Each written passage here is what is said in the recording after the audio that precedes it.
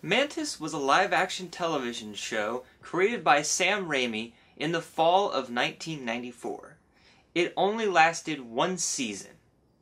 It was just recently released on DVD in the year 2011. In 3 parts, I will cover these things. First, I will go over the TV movie, which actually contained a lot of issues about race. Second, I will then compare it to the TV pilot, which was turned into an action show. Then third, I will compare the first half of the TV show to the second half of the TV show, and compare how one was scientific and the other bullshit's supernatural.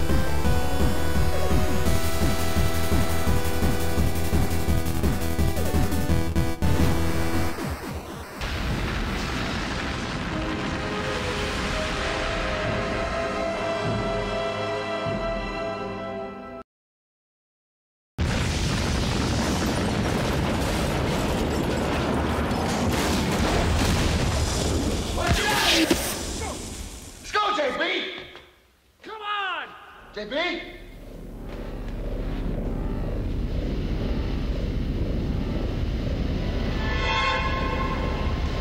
What the hell? First, we are introduced to the Mantis. We then meet Frank Stark, the police chief running for mayor, with a look at just how bad the crime is in this city. Paramilitary unit within the Ocean City Police Force. They're specially trained in anti-riot tactics.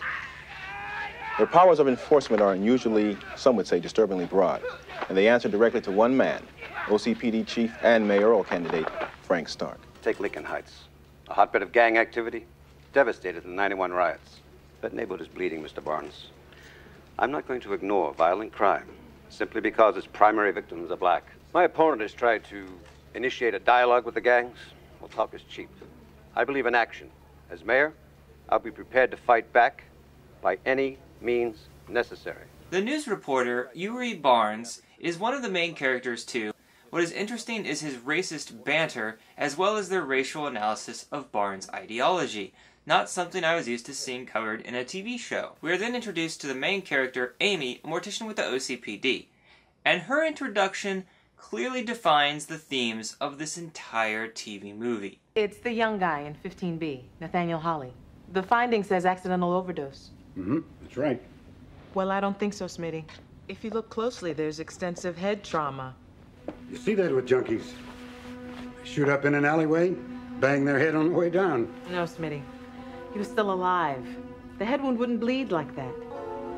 Abrasions on the wrists and ankles. Postmortem lividity in the buttocks and feet.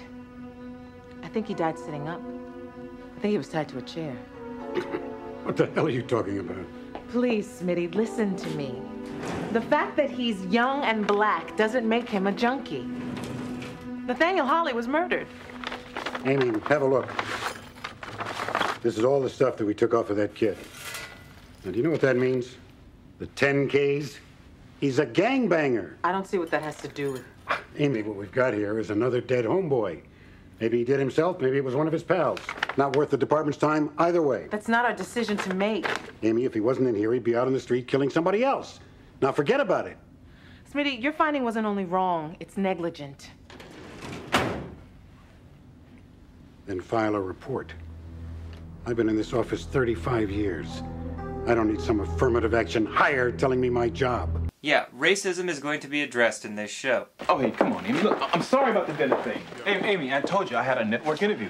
I noticed you're still here. Oh, yeah, well, it's a quota thing, and they said they were black enough already. But look, I'll tell you what, I'm gonna make it up to you. I'll take you out to lunch, okay? How about that? Listen, that's something I want to talk to you. Not hungry, thanks. Damn, Amy, look, I know you work in the morgue and everything, but that's a little cold, don't you think? Look, what's a man got to do to get your attention? Huh? In a word, die. Yuri has a working relationship with Amy, as well as a flirtatious one, and he shows her the footage of Mantis he just acquired for $25,000. How much did that thing cost? It's tax deductible. Check it out. One guess at what you're looking at. Swan Lake. Bank robbery. The cops showed up and found him just like that, frozen stiff, just like you see here. Now you tell me straight up, Amy, have you ever seen anything like this? All the time. It's called Rigor Mortis. Not quite, Amy. The guys are alive. An hour later, they thaw out and they got no idea what hit them. Now, it's happened a half a dozen times. Bank jobs, break-ins, hold-ups. Okay, what's the explanation? One-man war on crime. Fellas on the street call it Mantis. However, he has a completely different view of what the Mantis is. I think you're looking at a Frank Stark production. Yeah. I think our wannabe mayor's got a new drug. I think he's experimenting with mass paralysis as a form of crowd control. I mean, why not? He can cook it up in the lab, try it out on a few random perps, and when the next riot rolls around... Yuri, that's ridiculous. Amy, he's already clamping down. He's got this paramilitary goon squad. As Amy drives home, a roller skating gang stops traffic and starts robbing people. It is here that she sees her first sighting of the Mantis. Yep, there he goes, attached to his flying car, as well as going off in his business suit of action. The police get there shortly, but he's able to escape and transform his flying car into a regular car. Afterwards, Annie finds herself blocked from her own job because she doesn't have special clearance and runs into Miles Hawkins, a scientist given authorization by Stark to study the frozen people. Smitty? Ma'am? Ma'am! What the hell? Get out of here, Amy. You're not authorized. Oh, he's allowed in and I'm not? Officer, there's no need to manhandle the young woman. We'll let you know if we need help. Chief Stark said. Chief Stark said to assist me in any way I see fit. This is Dr. Miles Hawkins, the eminent biophysicist. This is Amy Ellis. Dr. Hawkins has been called in by the department as a consultant. Consultant? What do we need a... Perhaps Dr. Ellis would give us the benefit of her extensive professional expertise.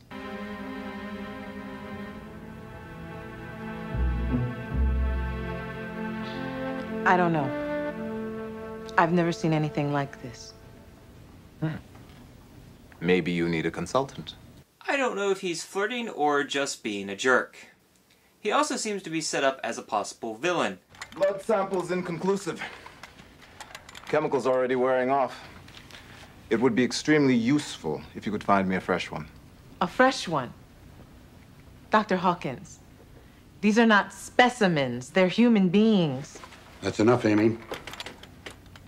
Dr. Ellis, I appreciate your concern.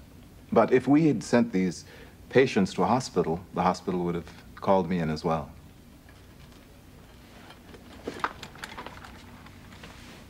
It's been a pleasure. Next is Antwon Pike, part of Mayor Beam's task force. Annie is immediately attracted to him. Who's that? Look, we are all sick of babies killing babies. Now let's all work together and try to keep some calm in the streets. Antwon Pike. I didn't get your name. That's because she didn't give it to you. Dr. Amy Ellis, assistant medical examiner. Well, I'm pleased to meet you, Amy. That was a very impressive speech. Oh, thank you. Yuri, however, warns that he's a publicity hound and is immediately proven right when she is not present. Can you guarantee that the truce will hold? No, I cannot guarantee anything. But I do know that Mayor Beam's outreach program is the first real step towards... Ladies and gentlemen, there's the third richest man in Ocean City. Why don't we go ask him what he's doing for his people, Dr. Hawkins? Evening. What brings you down here? You putting in some community service? I'm here in my professional capacity. I have nothing further to say. Please turn off the cameras. Well, aren't you part of Chief Stark's selection committee? Sharing all your big ideas on social justice? The only justice, Pike, is the justice you make for yourself. He deflects questions by going after Hawkins exiting the police station. It's fairly obvious that one of these two people is the Mantis. Then, to follow up and talk with Antwon, Amy sees Antwon working out in such a way that makes her think that he might be the Mantis.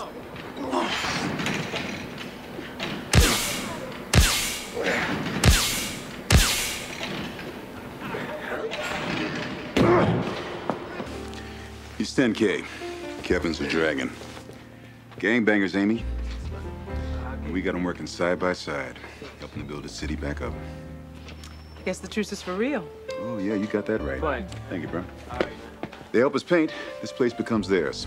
Give them something to call their own, they're not so quick to tear it down. I lost 2 brothers to drugs. I guess that's why I... No, you don't have to explain, Amy. See, we all feel the same obligation here. See those armbands? We lost one last week. 19 years old. Whole life in front of him. Now he's gone. Drug overdose. Oh shit! I wonder if that's the kid that she did the autopsy on. Nathaniel Hawley? Yeah. You know him? God. Did the autopsy on him. He didn't OD, Antwon. He what? What are you trying to say to me? I'm sorry. I shouldn't have said anything. It's not my place. Straight up, Amy. Did somebody harm that boy? I can't discuss it. Because if they did, I will find him and I will personally tear him apart with my bare hand. Dude is totally not helping his case of being the Mantis. You looking for something? We definitely got some of what you need. Grab a purse, Eddie. Get a purse, man. Don't let it go, man. Don't let it go.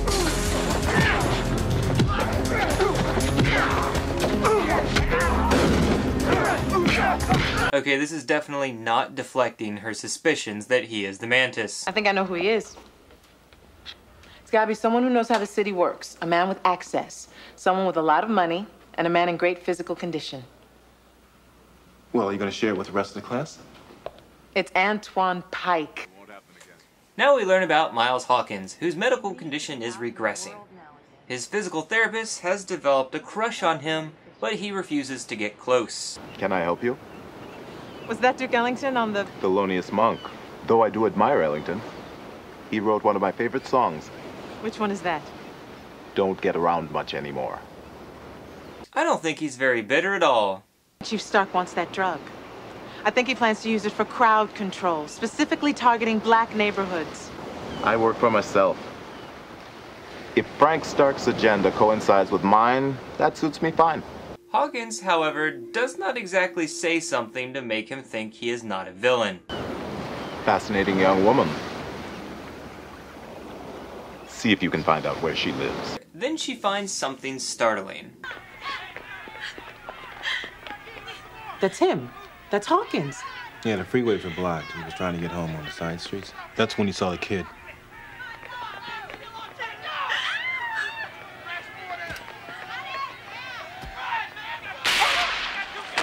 Hey, man, the guy got shot. The guy got shot.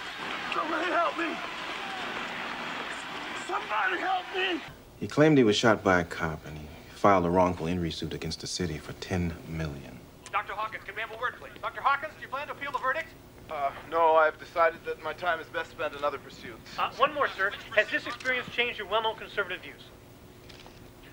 I won't blame anyone else for what happened to me. That would make me one more hapless victim, and there are enough of those already. Excuse me? So he lost the suit. Yeah. Bullets what ruined him in court. It was non-standard. It wasn't police issue. Oh, Lord, Yuri. How can a man who's undergone that kind of injustice... It's our doc. You live and learn. Well, except for the learn part. Of course, I do understand he did give up all of his defense contracts. Defense contracts? Yeah. I think he bought that spread at the beach. Then we cut to Hawkins obsessing over that same video. With every new technology update, he continues to clear the image in hopes of seeing the face of his killer. He is clearly not over his condition. But then Miles learns of a gang war and does the only normal thing a rich man can. He activates his secret lair. For he is the Mantis?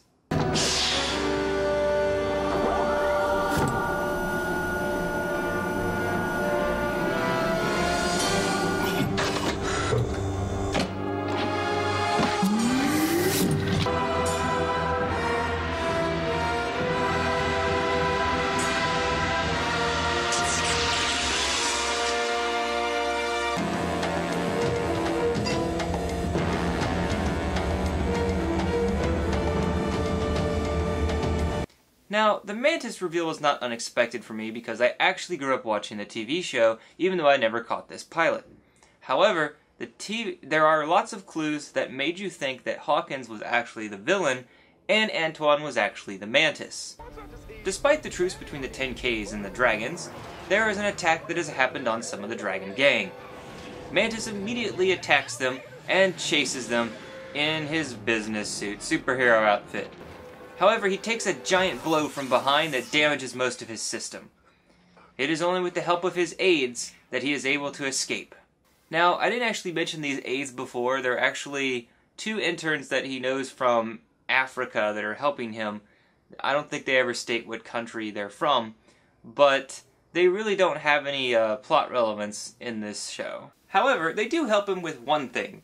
The aggression that was mentioned earlier is actually happening to Miles because he's becoming dependent on the suit, which would mean that his own muscles will not be able to heal for him to walk again on his own. If you continue to wear it, you sacrifice any hope of recovery. I can always quit if I have to. But you won't. You enjoy it too much. The freedom, the danger, perhaps even the violence.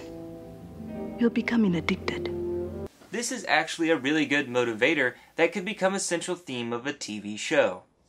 So, next we're going to interrogate the gangs. No gang.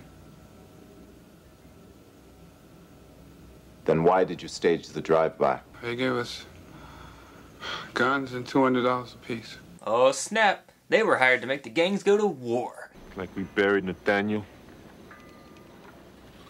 Like we buried my little brother? We gonna settle this, kid. We gonna settle this right here and now. Well, come on.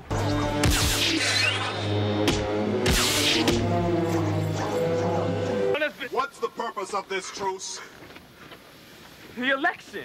You fire it up now, we'll just be writing a check to get Stark elected mayor and kick all our asses. Who the hell are these mugs? They're the ones who paid the visit to your friend. They were paid to wear these. Who stands to benefit if the truce is broken? Stark. He's been playing us like suckers, so we go out and gangster each other, and then he steps in clean. You've brought nothing but misery to this city. To your families, to each other. It ends tonight. You've wasted your lives long enough. Now you're finally learning how to live like human beings. Keep on learning. Or I'll be back. Okay, this is the only plot hole in the movie. How did Mantis bring the 3 attackers there? His C-Pod is never seen to have a back seat, and he would have had to have lifted them all one by one, either before they started arguing, and also after the battle, he would have had to have lifted them up after his dramatic speech one at a time, which would have made him look pretty awkward. But hey, the powers of editing save us again. Yuri finally returns, keeping tabs on Mantis, but is told by his boss to work on election coverage. Wow, they really got their priorities. However, we quickly cut to the boss, as she is hypnotized by the Mantis. Apparently he gave her hypnotic suggestion that whenever she saw Yuri, she was to automatically say this.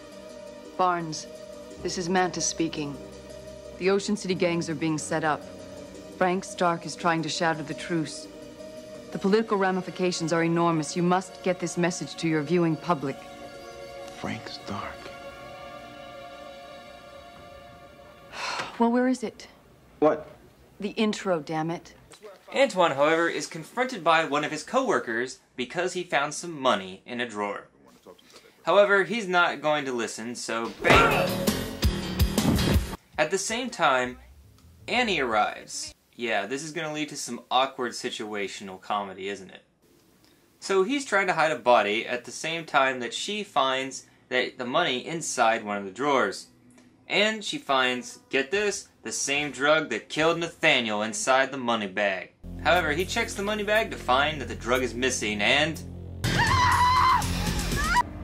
Don't you know there's a riot going on?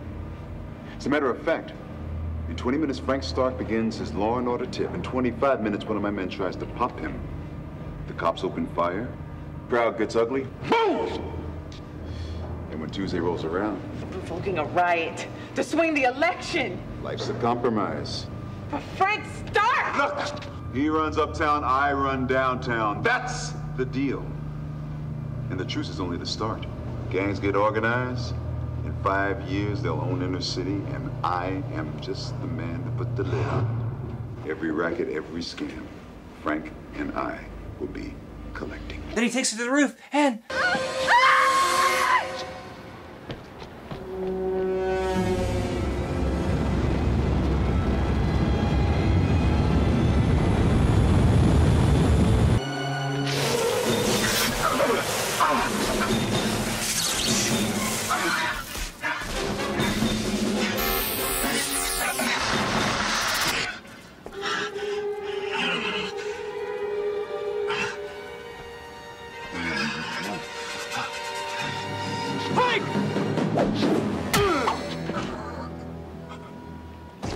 And Mantis stays a hero because he did not technically kill that villain.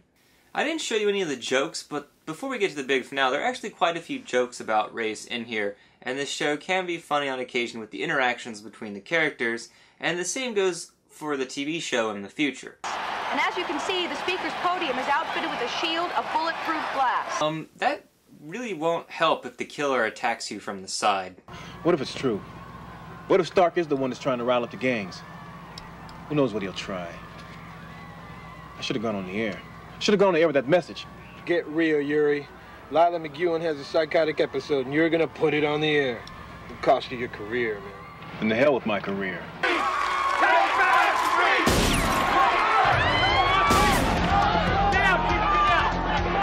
As the riot occurs, the police choppers start attacking Mantis's flying car.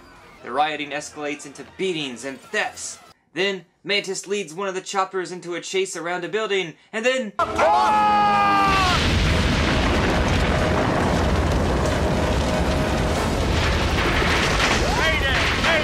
We're hit!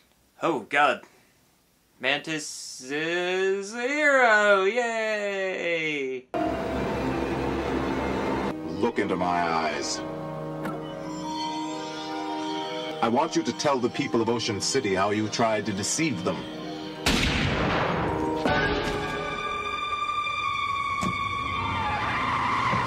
Mantis suddenly realizes that Stark wasn't in control. This is a much bigger TV series spanning conspiracy. The police will believe Mantis killed the police officer, with the news reporter and some of the public actually knowing the truth. I do have to wonder, though, how a mind-controlled confession would have worked, especially since he would just deny it later. Anyway, the betrayed friend now runs the gym, and Miles Hawkins donated him $100,000 to keep it running. Bureau reports that Mantis saved everyone. We learn that he's going to stay at his station rather than go to the networks. Then Yuri and Annie both get a special gift.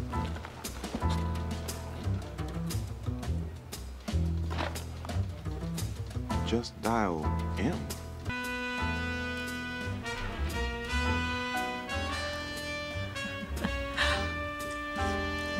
And then we finally end with Miles' therapist believing that Mantis actually creates more violence than he causes, leading to create some tension between this possible romantic drama. A safe world where people don't hate and hurt each other, where he can feel secure and loved. I used to live in a world like that.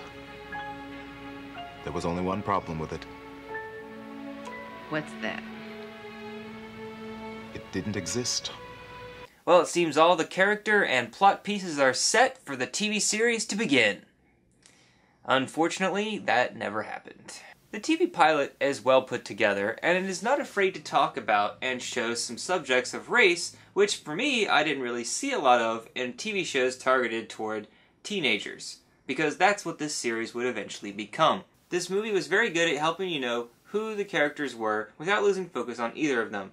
It's fairly obvious that Yuri, the reporter, Annie, the mortician, and Hawkins, the Mantis, would actually become the three main characters of the series with their lives intertwining. However, that was not to be. The twist of who the Mantis was not apparent, and I thought that was really well done. In the end, a TV series was made, but I feel this is how the studio spoke to its creators.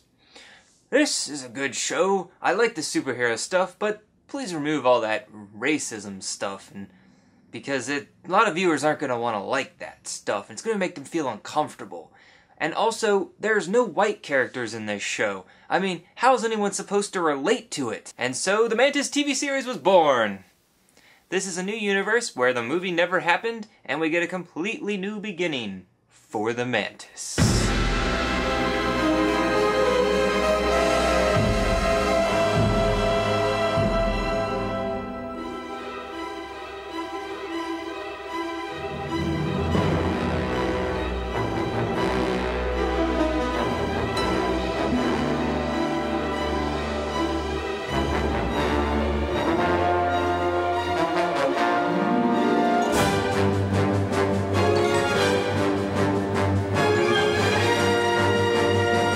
Mantis soups up, finds the 10Ks and dragons arguing and fighting, and interviews before they start killing each other. Yes, he interviews them for positions.